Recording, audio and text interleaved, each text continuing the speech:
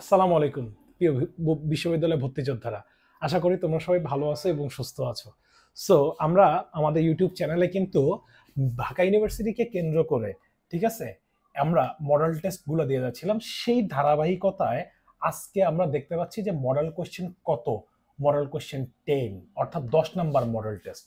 এই মডেল টেস্টগুলো যদি তোমরা দাও তাহলে তোমাদের প্রিপারেশন, অর্থাৎ তোমরা যে এতদিন যে প্রস্তুতিগুলো নিছো, এই প্রস্তুতিগুলোর অর্থাৎ এই যে প্রিপারেশন, ঠিক আছে, এই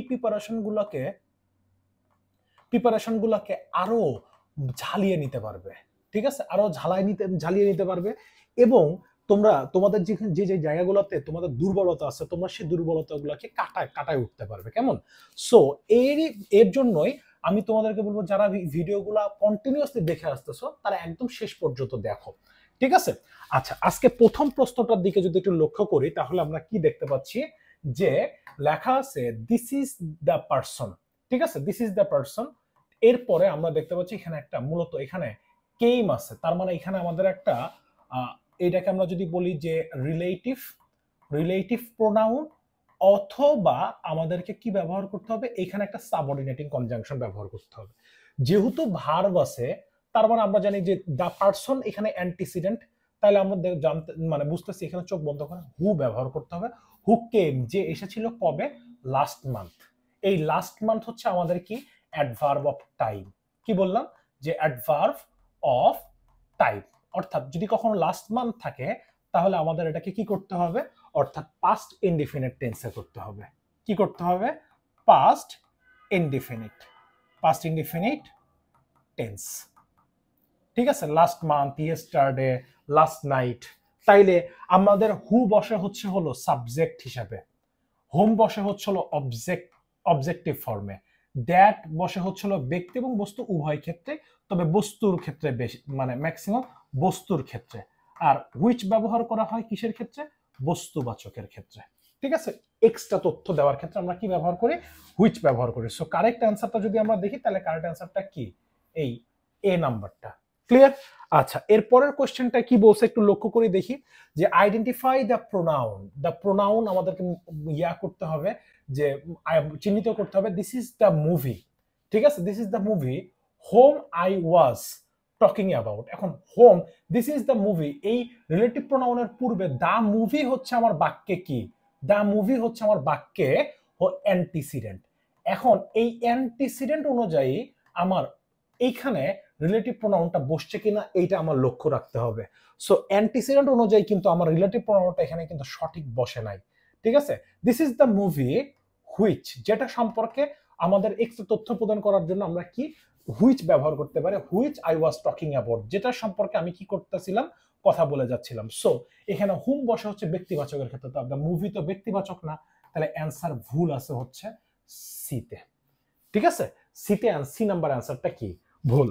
এরপর একটা লক্ষ্য করি কি বলছে, 3 number, which of the following sentence is correct, কোনটা সঠিক, সঠিক কোনটা। এখন বলছে Rohan and his father were helping his mother. Okay, Rohan and his father was helping his mother. এরপর বলছে Rohan and his father were helping their mother. এরপরে বলছে Rohan and his father were helping Rohan's mother, Rohan's mother.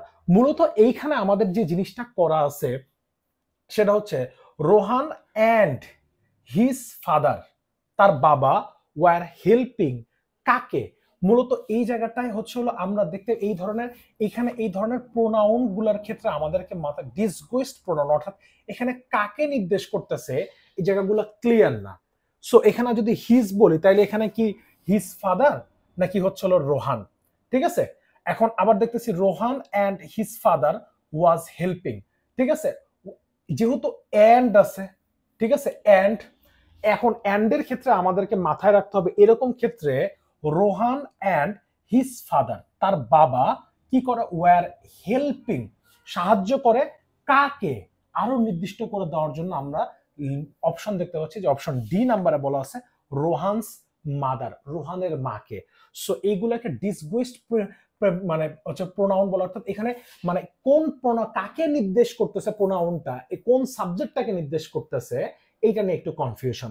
So এখানে রোহানস মাদার, এইটা কি correct answer. ঠিক আছে, আচ্ছা এর পরের প্রশ্নটা একটু লক্ষ্য করি, কি বলছে, অ্যাকশন।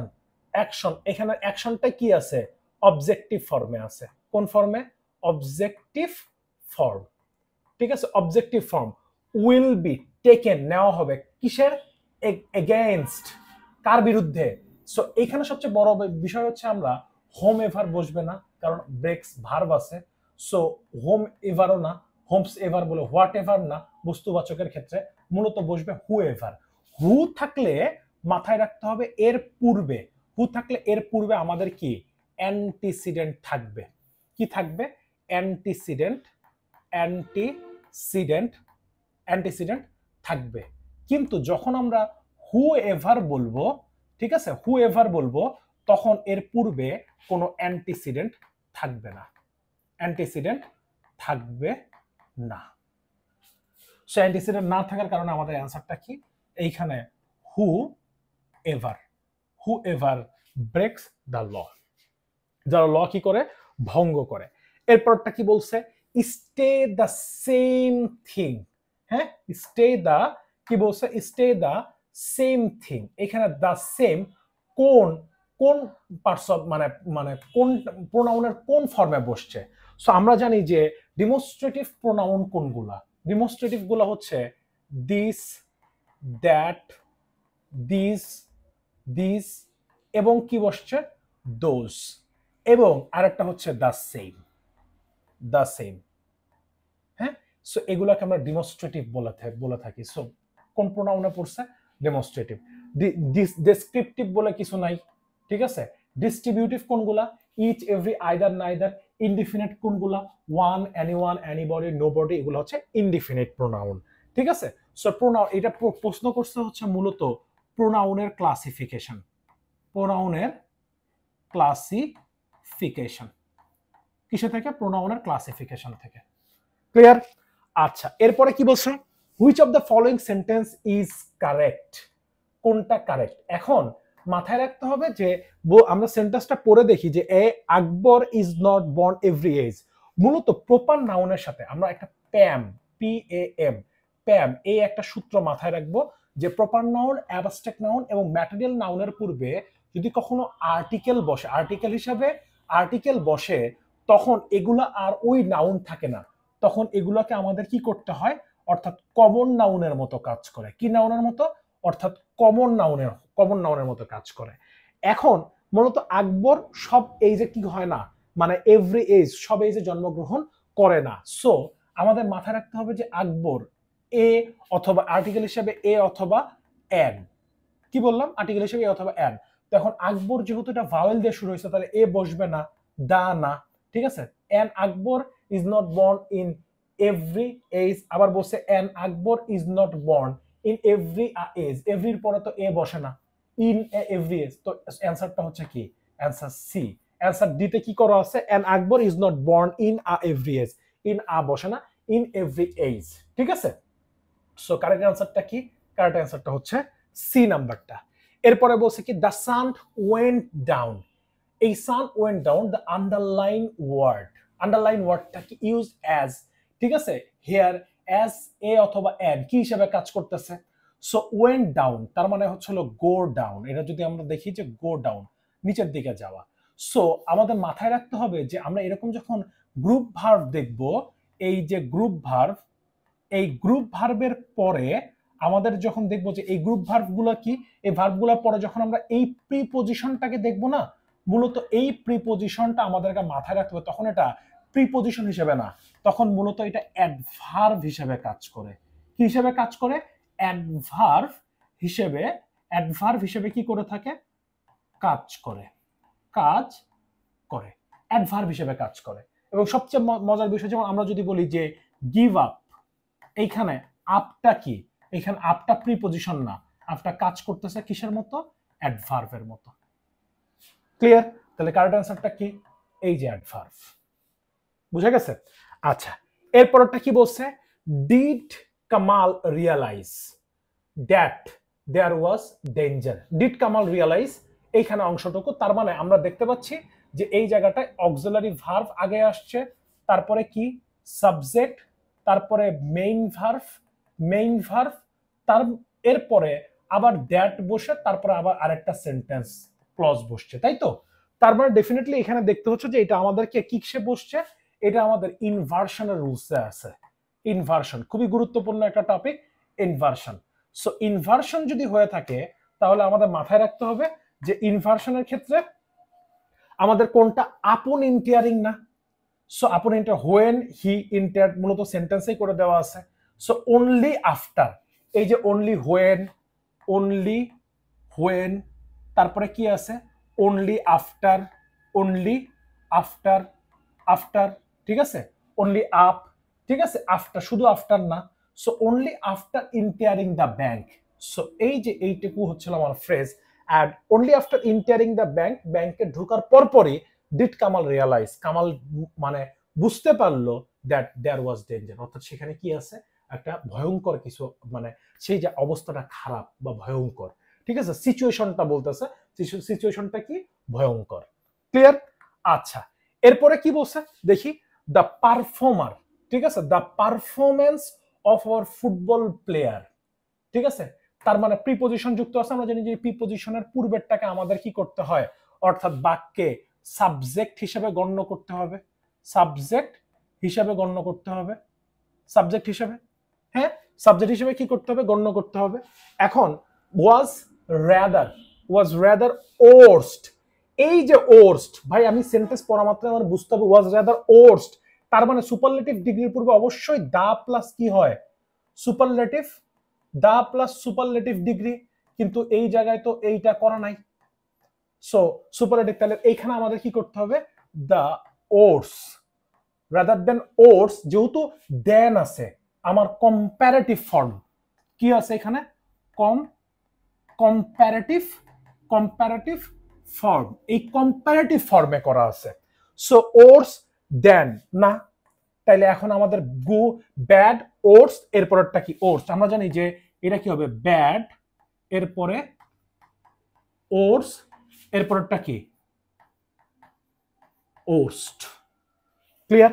সো এইটা হচ্ছে আমাদের কি, এই যে এইখানে ওর্সটা না বসে আমাদের কি ব্যবহার করতে হবে, ওর্স, ঠিক আছে, ওর্স দেন আই হ্যাড এক্সপেক্টেড, আমি যেটা প্রত্যাশিত করেছিলাম, ঠিক আছে।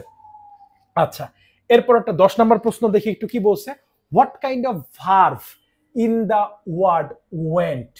এখন এই জিনিসটাকে আমরা মূলত জানি যে সাবজেক্টের সাথে যদি দ্য রেস্ট, মানে সাবজেক্টের সাথে বাকি অংশের যদি সম্পর্ক একই হয়, সেটাকে আমরা বলে থাকি লিঙ্কিং ভার্ভ। কি ভার্ভ?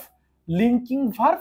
আর পুরাতন গ্রামার অনুযায়ী এটাকে আমাদেরকে বলতে হয় যে কপুলেটিভ, কি কপুলেটিভ ভার্ব, অথবা COPULA, কপুলা, অর্থাৎ যেটাই সাবজেক্ট যেটা, অর্থাৎ বাকি অংশ তাকেই নির্দেশ করতেছে, অর্থাৎ সাবজেক্ট ইজ ইকুয়াল টু যদি বাকি অংশ আমাদের কি হয় একই জিনিসকে নির্দেশ করে, তখন সেটাকে আমরা বলে থাকি যে এই ভার্বটাকে আমরা কপুলেটিভ বলে থাকি। কি ভার্ব?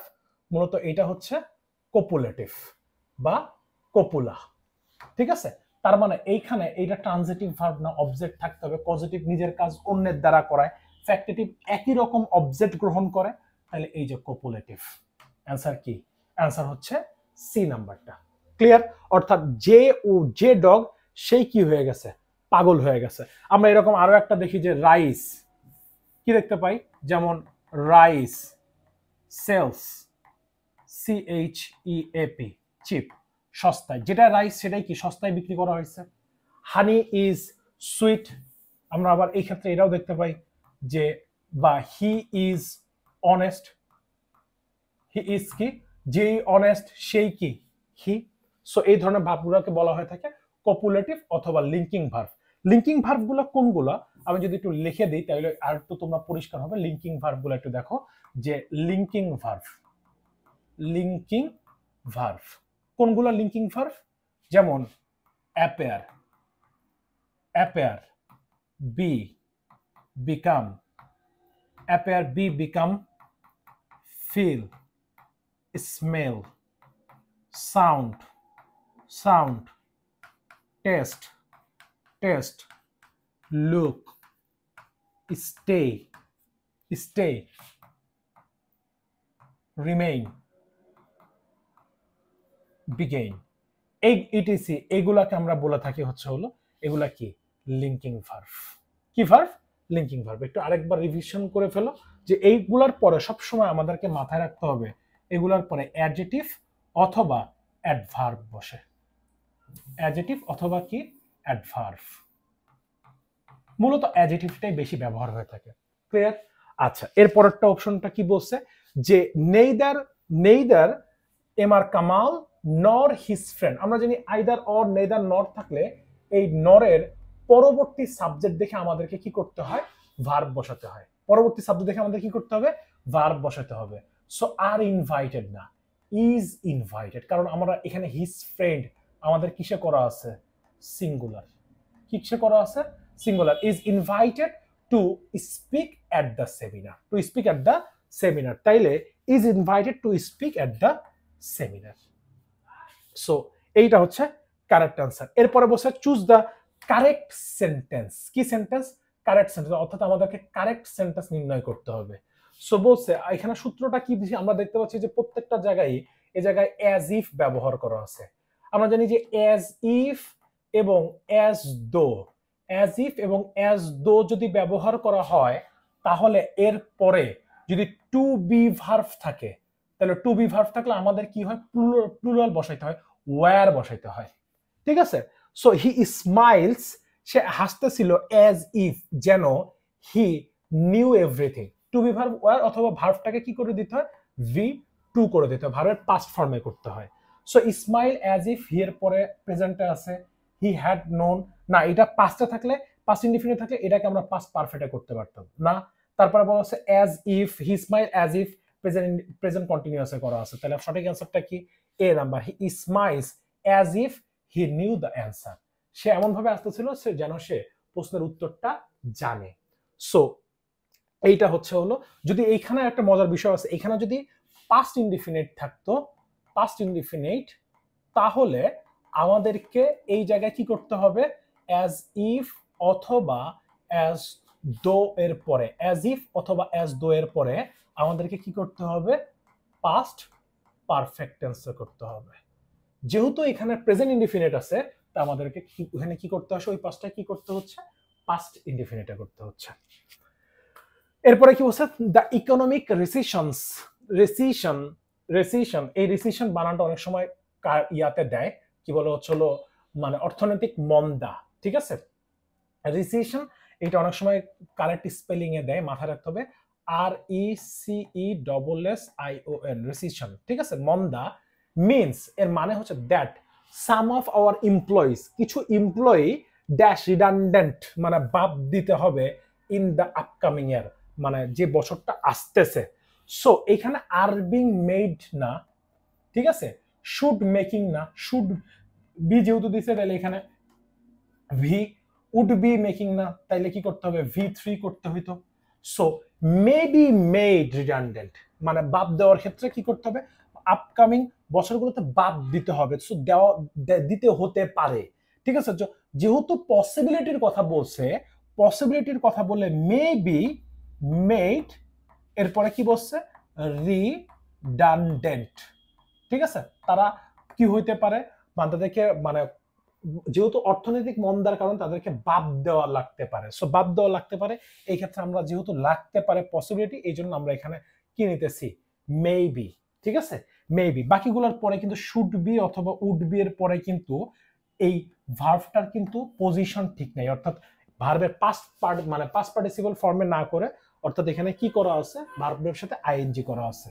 সো এখানে একমাত্র এই অপশনটাতে, আর বিং তো না, যেহেতু পসিবিলিটি, এক্ষেত্রে আমাদের কি ব্যবহার করতেছি? B number. এরপর 14 নাম্বার কি বলছে? Choose the correct sentence. Choose the correct sentence, এই জায়গাটা পড়ার সময় সবচেয়ে বেশি মনোযোগ দিয়ে পড়তে হবে। অনেক সময় এখানে চুজের পরিবর্তে ইনকারেক্ট, ইনকারেক্ট কথাটা বলা থাকতে পারে। সো এখানে কি বলছে, হি ইজ ইউজ টু, তার মানে আমরা দেখতে পাচ্ছি ইউজ টু এর সূত্রটা কি, যে ইউজ টু এর পরে আমাদের শুধু ইউজ টু এর পরে ভার্বের কোন ফর্ম বসে, বেস ফর্ম V0। কেমন? এখন একটা জিনিস মাথায় রাখতে হবে, যদি কখনো যে বি প্লাস ইউজ টু অথবা get use to, B plus use to অথবা গেট ইউজ টু থাকে, তাহলে ভার্বের সাথে আমাদেরকে কি করতে হয়, আইএনজি যুক্ত করতে হয়। সো এখানে বসে he is use to, is আছে কিন্তু ওয়ার্ক আছে না, he is use to working hard, হ্যাঁ এইটাই কারেক্ট। এরপরে is use to working hard, is use to working hard বলছে has use to working hard.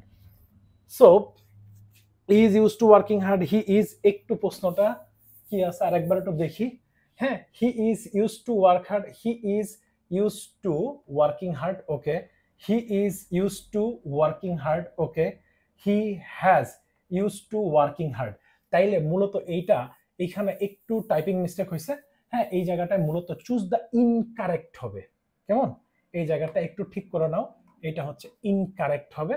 ঠিক আছে, ইনকারেক্ট অপশন কি বলছে, যে হি ইজ ইউজ টু, এই ইজ এর পরে ইউজ টু আছে ঠিকই, কিন্তু ওয়ার্ককে কি করা আছে, বেস ফর্মে করা আছে, কিন্তু এখানে আমাদের ভার্বের সাথে কি করতে হবে, ভার্বের সাথে আইএনজি। ক্লিয়ার? এরপরের অপশনটা কি বলছে দেখি, what is the verb from of able. এইটা অনেক পরীক্ষায়, বিশ্ববিদ্যালয়ের অনেক পরীক্ষায় আসছে। ঠিক আছে, এবল। সো এবল মানে কি, সক্ষম। ঠিক আছে, এই এবল আর এইটার ভার্ব ফর্ম হচ্ছে, আমাদের মাথায় রাখতে হবে ইনএবল। এবলের ভার্ব ফর্মটা কি, ইনএবল, অর্থাৎ অপশন সি নাম্বারটা। ক্লিয়ার? ঠিক আছে, সো 15 নম্বর কোশ্চেন ডান। এরপরে আচ্ছা, আজকে এই পর্যন্তই। সো আমরা এর মাধ্যম দিয়ে 1 থেকে 10 পর্যন্ত, ঠিক আছে, এর মাধ্যম দিয়ে আমরা কি হলো 1 থেকে 10 পর্যন্ত পুরো কি করছি, পুরো হলো মডেল কোশ্চেন গুলো সলভ করে ফেলছি। এখানে অনেক টাইপের প্রশ্ন আছে, তোমরা চাইলে ওগুলো দেখে ফেলবে। সো আমাদের ধারাবাহিকভাবে ক্লাস চলতে থাকবে। সো তোমরা অবশ্যই তোমাদের সমস্যাগুলো কমেন্ট বক্সে জানিও, এবং তোমরা তোমাদের ফ্রেন্ডদের সাথে একটু ক্লাসটা শেয়ার করে দিও। কেমন? সো অবশ্যই জানাও যে তোমাদের কে কত মার্ক পাচ্ছ, এটা কমেন্ট বক্সে জানাও। সো দেখা হচ্ছে আরেকটা নতুন মডেল টেস্টে। আসসালামু আলাইকুম।